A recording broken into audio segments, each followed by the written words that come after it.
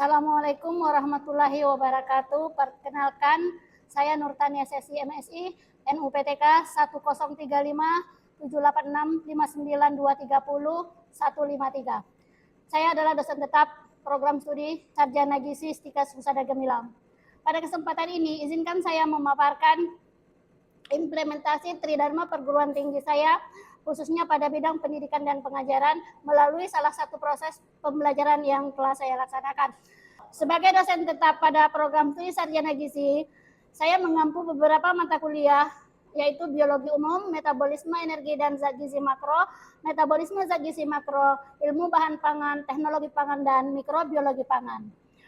Keseluruhan mata kuliah tersebut saling terintegrasi untuk membentuk lulusan yang mampu berpikir luas secara metakognitif dengan landasan ilmiah dalam memahami dan menyelesaikan permasalahan di bidang gizi. Kemudian membuat keputusan dalam proses pemecahan masalah gizi individu, kelompok, dan masyarakat berdasarkan hasil penilaian status gizi dan faktor-faktor terkait. Pada kesempatan ini saya akan menampilkan proses pembelajaran pada mata kuliah mikrobiologi pangan yang merupakan mata kuliah wajib dengan bobot 2 SKS teori. Sebelum memulai proses pembelajaran, pada awal semester saya selalu menyampaikan kontrak perkuliahan kepada mahasiswa sebagai bentuk kesepakatan bersama kepada mahasiswa antara dosen dan mahasiswa. Kontrak perkuliahan tersebut memuat capaian pembelajaran, materi perkuliahan, strategi pembelajaran, metode penelitian, tata tertib perkuliahan, serta hak dan kewajiban dosen maupun mahasiswa. Dengan adanya kontrak perkuliahan tersebut, diharapkan seluruh proses pembelajaran dalam satu semester berlangsung secara terarah, kondusif, transparan, dan berorientasi pada pencapaian hasil belajar mahasiswa. Mata kuliah ini telah disusun berdasarkan kurikulum OBE atau Outcome Based Education yang berorientasi pada capaian pembelajaran lulusan atau CPL, capaian pembelajaran mata kuliah ataupun CPMK. Dalam pembelajaran ini saya menerapkan metode Delivery, Interaction, dan Assessment atau DAA yang terintegrasi dengan kurikulum OBE, Outcome Based Education. Kemudian penyampaian materi dilakukan melalui presentasi interaktif. Interaksi dibangun melalui diskusi, tanya jawab, analisis kasus, dan analisis kasus. Sedangkan penilaian meliputi partisipasi sebesar 24%, tugas 10%, kuis 16%, UTS 25%, dan UAS 25%. Untuk mengukur ketercapaian CPL dan CPMK mahasiswa. Mikrobiologi pangan disusun terdiri dari ada 12 CPMK. CPMK pertama mampu menjelaskan konsep dasar dan peran mikroba dalam bidang pangan. CPMK 2 menganalisis struktur bakteri yang berhubungan dengan pangan. CPMK 3 mampu menganalisis kapang dan kamir. CPMK 4 mampu memahami pertumbuhan mikroba. CPMK 5 memahami faktor intrinsik dan ekstrinsik pertumbuhan mikroba. CPMK 6 memahami mikroba perusak pangan atau spoilage.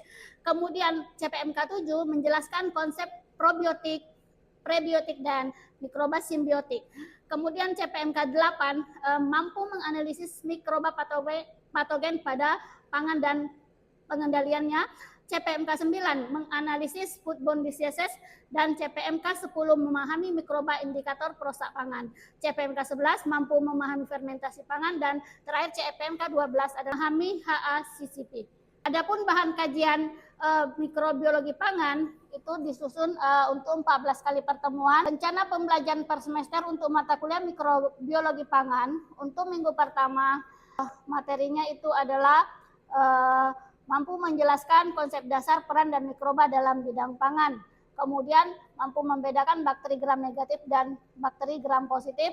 Kemudian menjelaskan struktur kapang dan kamir serta karakteristik mikroba pangan. Kemudian minggu keempat memahami pertumbuhan mikroba serta menjelaskan fase-fase pertumbuhan mikroba. Pertemuan kelima memahami faktor intrinsik dan ekstrinsik pertumbuhan mikroba serta faktor-faktor yang mempengaruhi pertumbuhan mikroba itu sendiri. Pertemuan keenam menjelaskan identifikasi dan ciri kerusakan pada pangan, serealia, daging, serta sayuran. Kemudian pertemuan ketujuh menjelaskan konsep daripada mikroba probiotik, prebiotik, dan mikroba simbiotik. Pada minggu ke-8 itu ada penilaian Lanjutkan pada pertemuan ke-9 itu menjelaskan mikroba patogen dan pada pangan dan pengendaliannya. Pada 10 foodborne diseases. Kemudian pada pertemuan ke-11 menjelaskan mikroba indikator perusak pangan.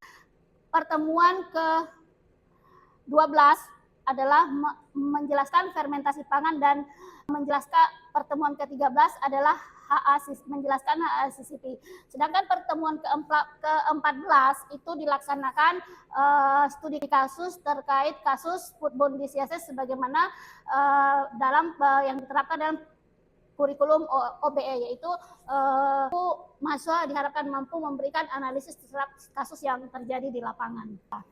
Selanjutnya, saya akan menampilkan proses pembelajaran pada pertemuan 10 mata kuliah mikrobiologi pangan dengan topik foodborne diseases. Semoga tayangan ini dapat memberi gambaran mengenai pelaksanaan pembelajaran yang berpusat pada mahasiswa yang terjadi secara interaktif, inovatif, dan berorientasi pada pencapaian kompetensi lulusan.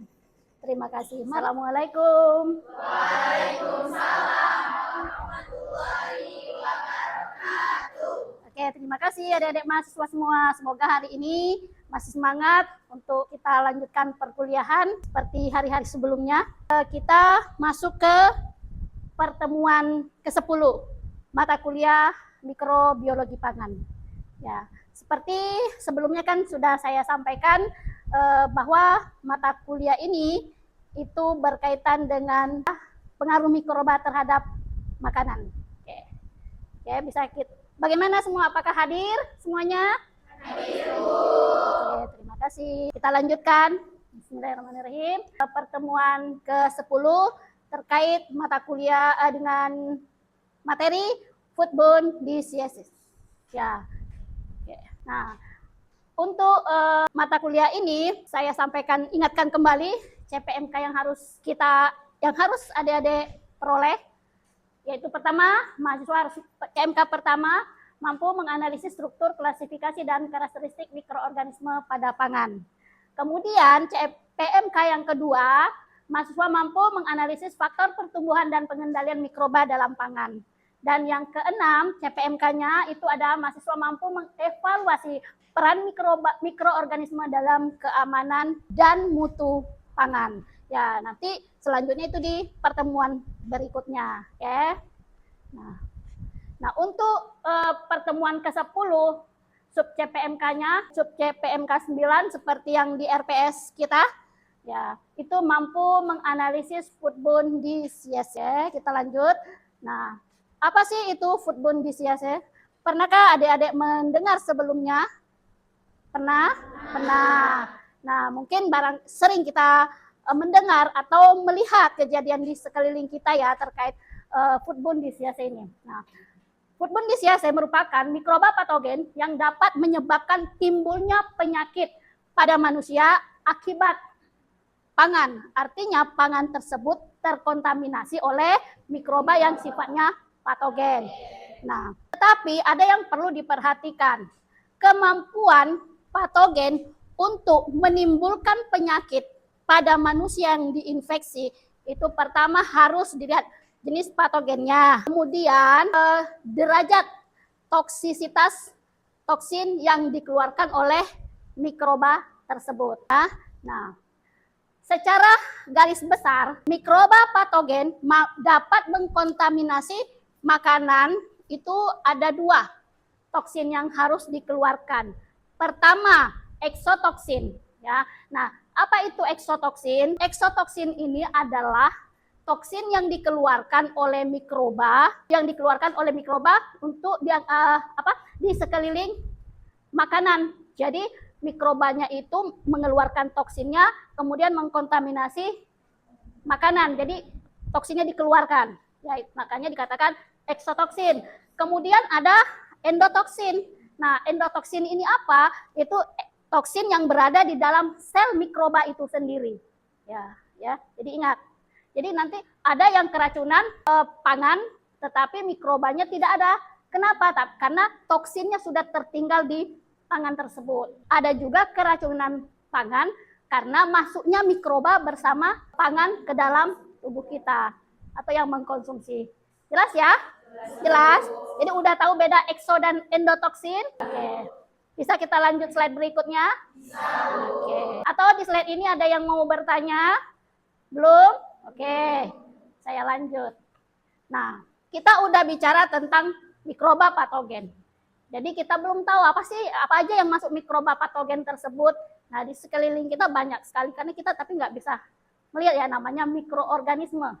Nah, mikroba yang dapat menyebabkan penyakit pada pangan dapat berasal dari bakteri, bisa juga dari virus, bisa juga dari protozoa dan kapang toksigenik. Ya, jadi kalau bakteri banyak sekali yang bisa mencemari, mulai dari ada E. coli, ada salmonella, ada staphylococcus, ada clostridium, dan itu paling akrab di telinga kita dan sering kejadian, apalagi yang jenis E. coli, ya. Nah, kemudian virus, virus bisa. Nah, ya, virus bisa mencemari, tetapi sifatnya tidak sama dengan bakteri karena virus ini bersifatnya menumpang nanti pada makanan. Ya, oke. Kemudian ada protozoa, ya, bisa dari serangga yang protozoa, ya. Kemudian ada kapang, ya. Jadi kapang yang bisa menyebabkan keracunan itu yang sifatnya toksit. Karena tetapi ada beberapa kapang yang berguna, ya. Seperti apa? Jamur, jamur apa bisa dimanfaatkan? Jamur yang misalnya pada Rhizopus, yang pada tempe. Oke, terus apa lagi? Oke, ada lagi? Tuh kalau shiitake itu jamur, kalau kapang itu bedanya jamur sama kapang apa? Kalau kapang itu dia berasal dari fermentasi. Bentuknya, berdasarkan bentuknya, kapang umumnya berbentuk lembaran atau benang. Ya, hifa. Ya, ingat ya. Oke, yang lain? Oke, saya lanjut. Oke. Nah, kenapa kita penting mengetahui foodborne diseases ini dan kenapa kita penting menjaga keamanan pangan tersebut dari kontaminasi mikroba? Ya, sebagai calon sarjana gizi, Anda harus tahu karena kontaminasi pangan, kontaminasi mikroba terhadap pangan itu bisa berpengaruh terhadap status gizi seseorang. Ya, apalagi contoh makanan yang terkontaminasi mikroba menyebabkan diare. Nah, itu akan mempengaruhi status gizi seseorang. Nah, sebagaimana yang dilaporkan oleh WHO, ini kita lihat dari secara global. Berdasarkan data tahun 2021, bahwa itu ada lebih dari 866 juta kasus keamanan makanan yang tidak aman. Ya. Kemudian dari 806 juta ini, itu 57,1 juta itu menyebabkan orang harus kehilangan nyawa. Akibat apa? Keracunan pangan. Dan 20% itu mengkonter terdampak pada anak-anak. Nah, ini sangat berbahaya sekali karena nanti ujungnya apa? Kontaminasi kalau di masa usia pertumbuhan itu berkaitan dengan stunting. Karena kenapa? Diare yang berkepanjangan, status gizi menjadi tidak bagus. Ya, paham ya? Ya. Kita lanjut. Oke. Nah, kontaminasi mikroba terhadap pangan oleh mikroba patogen. Ya, bagaimana sih caranya mikroba itu bisa mencemari pangan? Ya, apakah dia langsung menempel atau bagaimana? Nah, berdasarkan mekanisme kerja mikroba patogen pada pangan, dia masuk pangan itu berdasarkan 3 mekanisme. Yang pertama infeksi. Ya, jadi infeksi ini mikroba masuk bersama makanan di dalam tubuh, kemudian mikroba ini mengambil alih, menginvasi dirinya di dalam tubuh kita, berkembang biak dengan cara menembus sel jaringan di dalam tubuh, ya, bisa dia dengan toksinnya atau bisa dengan enzim yang dihasilkan oleh mikroba patogen tersebut. Nah, ini infeksi. Biasanya itu terjadi atau disebabkan oleh salmonella. Kemudian toksikoinfeksi. Ya, toksikoinfeksi ini mekanismenya masuknya toksin bersama mikroba di dalam tubuh. Ya, contohnya yang sering itu adalah Bacillus dan Clostridium. Sedangkan intoksifikasi ini biasanya dihasilkan toksin. Ya, jadi bisa jadi mikrobanya sudah tidak ada, tetapi toksinnya ada. Itu tadi eksotoksin. Nah, ini biasanya disebabkan oleh Staphylococcus. Ya, oke. Nah, bakteri tersebut Salmonella, Bacillus, kalau berdasarkan pengelompokan bakteri gramnya, ada yang tahu nggak? Kalau Salmonella ini gram apa, Bacillus ini gram apa? Salmonella bakteri gram? Oke, kalau Bacillus dan Clostridium? Ya, sama ini Staphylococcus juga masuk kelompok negatif. Apa positif apa negatif? Negatif, pintar. Oke. Jadi masih ingat ya materi kita yang di awal? Oke. Kita lanjut. Oke. Nah, berikut rangkaian peristiwa keracunan foodborne disease oleh patogen ya. Jadi alur dari mekanisme tersebut pertama ada sarang patogen. Sarang patogen ini bisa saja dari makanan yang telah terkontaminasi ya, kemudian mengkontaminasi makanan. Nah, setelah mengkontaminasi, bakteri akan tumbuh ya atau jamur patogen. Ya, kapan? Misalnya selama penyimpanan yang lama ya, bisa jadi udah 12 jam di atas meja ya, atau dan keadaan terbuka ya. Nah, kemudian kalau dia kontaminasi makanan bisa melalui infeksi virus atau parasit.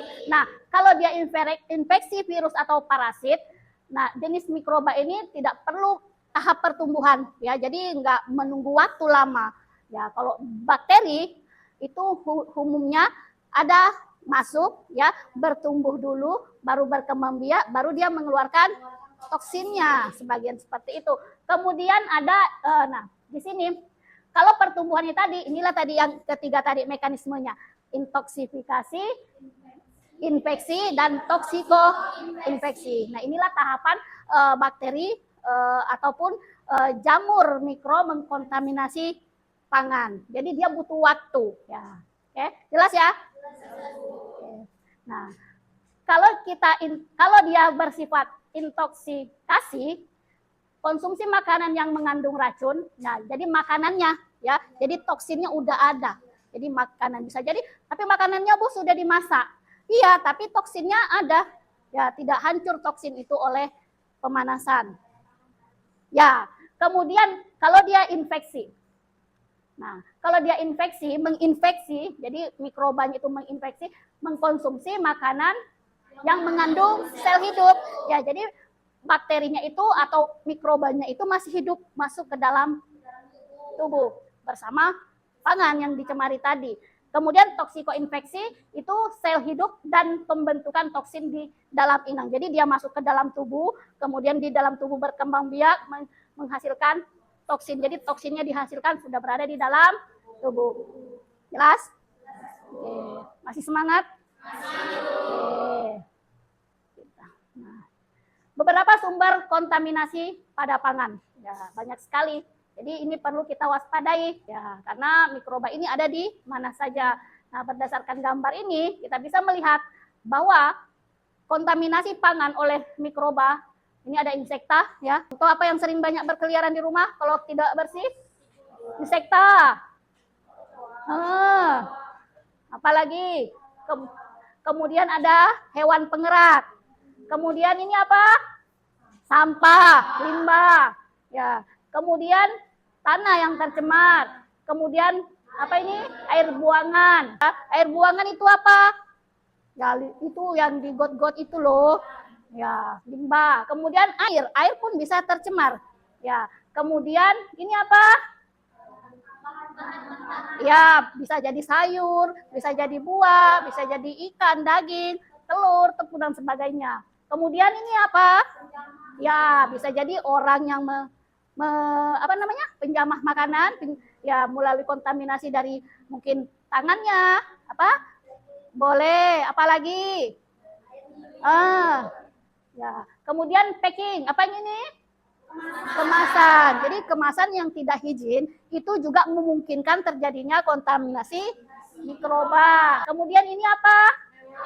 Ya, hewan peliharaan. Ya, jadi jangan kira hewan peliharaan itu aman-aman aja ada di sekeliling kita. Jadi kalau tidak dijaga kebersihannya dengan catatan seperti itu ya, karena dia bisa menjadi bagian dari sumber kontaminan pada bahan pangan. Oke, nah, itu tentang materi kita foodborne diseases. Nah, kemarin ada yang Ibu tugaskan kelompok tugas tentang foodborne. Nah, silakan kelompok yang sudah siap, ya, silakan dibacakan hasil tugas yang kemarin.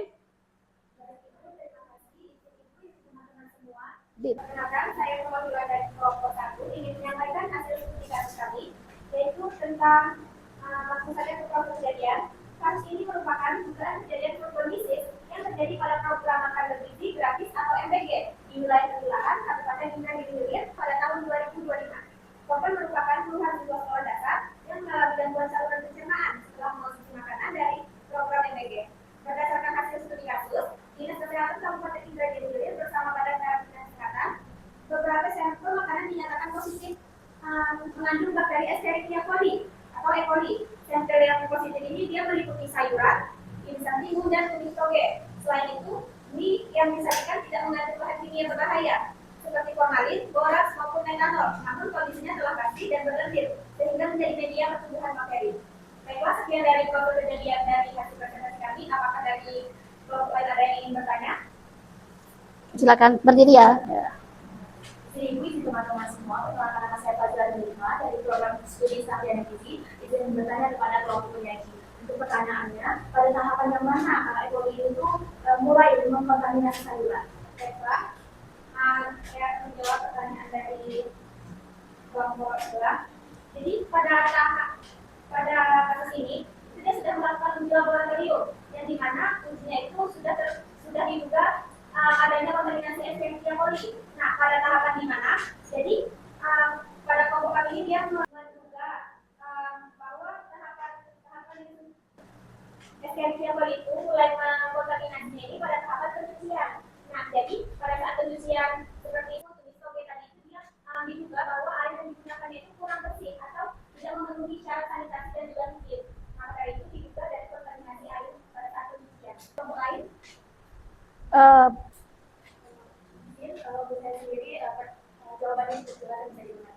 Oke.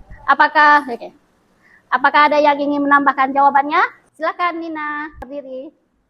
Ibu dan izin semua, di sini saya ingin menambahkan jawaban dari Anissa bahwa seperti yang kita tahu bakteri E. coli ini merupakan bakteri yang berasal dari kontaminasi fekal atau kontaminasi air seperti itu. Makanya tahapan dia mengkontaminasinya tadi pada tahapan pencucian sayur.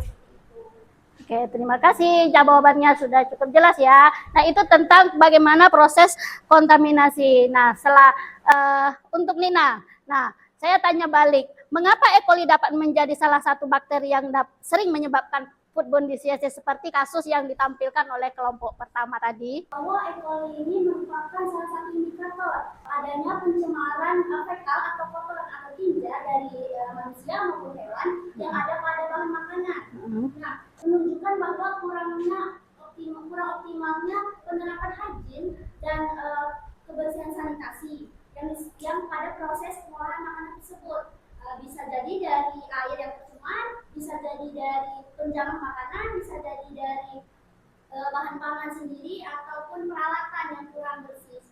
Oke, terima kasih, jawabannya bagus sekali ya. Nah, seperti yang kita tadi bahas bahwa salah satu sumber kontaminasi pangan itu bisa melewati pangan, bisa dari air yang digunakan, kemudian air limbah ataupun dari penjamahnya atau dari bahkan bahan tersebut itu sendiri yang terkontaminasi oleh mikroba.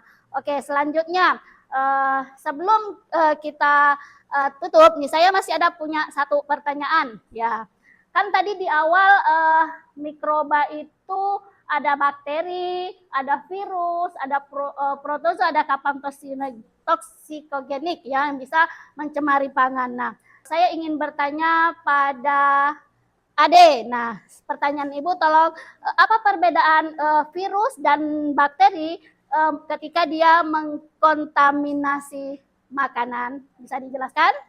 Izin jawab pertanyaan dari itu tentang apa perbedaan antara bakteri dan juga virus terhadap perannya di dalam mengkontaminasi makanan.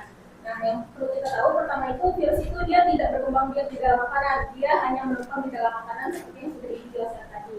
Nah, untuk makanan yang sudah terkontaminasi virus ini, di dalam makanan tersebut jumlah virus ini tidak akan bertambah, dan juga di dalam masa inkubasinya ini untuk virus ini dia lebih cepat, yaitu sekitar 12 jam hingga 3 hari, sedangkan untuk bakteri itu tergolong lama, yaitu 6 jam hingga 14 hari. Kemudian untuk gejala utama dari virus terkontaminasi virus ini, yang pertama itu kita akan muntah hebat dan juga disertai dengan diare cair. Sedangkan untuk kontaminasi dari bakteri ini kita akan mengalami diare, perang mulut, dan juga disertai dengan demam. Oke, terima kasih, jawabannya bagus sekali ya. Nah, kenapa virus itu tidak berkembang biak? Nah, perlu pada makanan. Nah, artinya karena virus, ingat sifat-sifat virus yang telah kita bahas di pertemuan sebelumnya. Nah, virus ini adalah peralihan ya. Jadi ketika dia ingin berkembang biak, dia membutuhkan sel hidup untuk bertumbuh. Nah, ketika dia mencemari makanan, katakanlah makanan yang sudah dimasak, otomatis kan di situ tidak ada lagi sel hidup. Nah, makanya dia hanya menumpang. Nah, tetapi dia tidak mati, peralihan ya ingat. Kemudian makanan itu kita konsumsi. Nah, dia masuk bersama bakteri. Dia menemukan sel hidup di dalam, makanya dia baru berkembang, bertumbuh. Tetapi dia selama di dalam makanan, dia tidak memperbanyak diri. Ingat, sifat virus itu bersifat fake. Jadi dia memerlukan sel hidup untuk tumbuh dan berkembang biak. Ya, jadi sistemnya dia menemukan sel hidup atau bakteri masuk mengambil alih sistem kehidupan bakteri itu. Nah, barulah dia memperbanyak dirinya. Jadi dia memerlukan fake atau sel hidup untuk berkembang biak. Nah, oke. Perkuliahan untuk foodborne diseases saya sudah cukup jelas? Ya, cukup jelas. Nah, dari uraian tadi, dari hasil pemaparan studi kasus kelompok 1, nah kita bisa menyimpulkan perkuliahan untuk materi ini.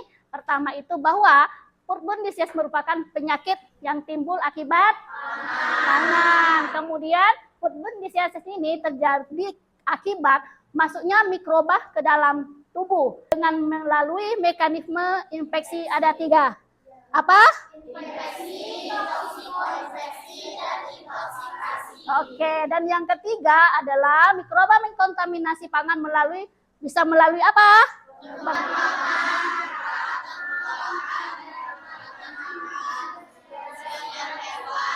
Oke, jadi di penjamah ya, kesimpulannya dari penjamah makanan serta lingkungan. Oke. Demikian hasil perkuliahan kita hari ini untuk pertemuan 10.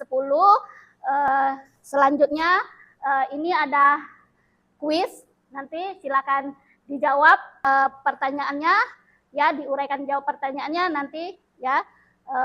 Silakan dikerjakan tugas di rumah. Oke, ya.